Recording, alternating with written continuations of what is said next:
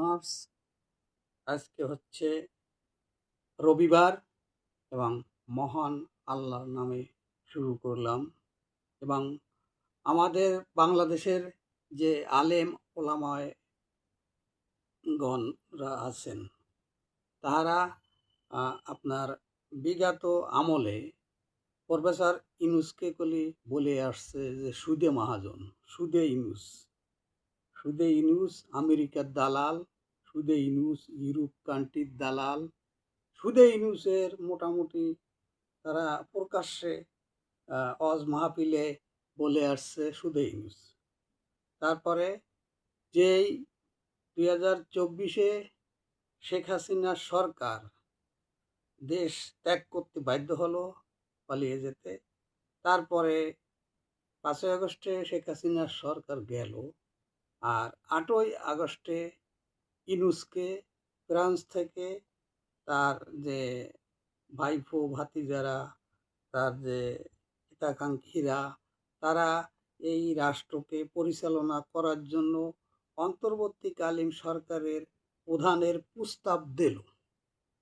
দেওয়ার পরে প্রফেসর মোহাম্মদ ইউনূস আসলো, আসার পরে শপথ দিল বঙ্গভবনে এবং রাষ্ট্রপতির কাছ থেকে শপথ নিল কি, যে এই দেশের অন্তর্বর্তীকালীন সরকারের শপথ, যে আমি শপথ নিচ্ছি 3 মাসের জন্য নির্বাচন করব।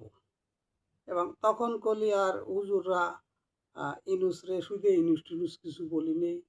এবং কেউ কেউ পরে শপথ নেওয়ার পরে প্রফেসর মোহাম্মদ ইউনূসকে বলিছে যে আমাদের যে নবীগণদের সাথে তুলনা করেছে যে প্রফেসর মোহাম্মদ ইউনূস আল্লাহর ওহী নিয়ে বাংলাদেশে আইছে।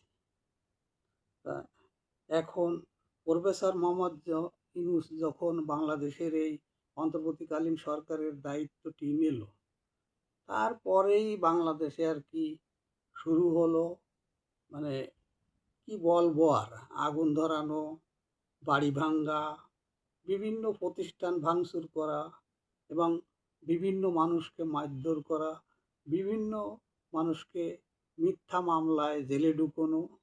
এই কাজটি প্রফেসর মোহাম্মদ ইউনূস হাতে নিল এবং সংস্কার করল, খুব সুন্দর সংস্কার করল। এবং কিছু শ্রেণীর লোকে বলতে লাগলো যে প্রফেসর মোহাম্মদ ইউনূস না আসলেই আমরা ভারতকে এইভাবে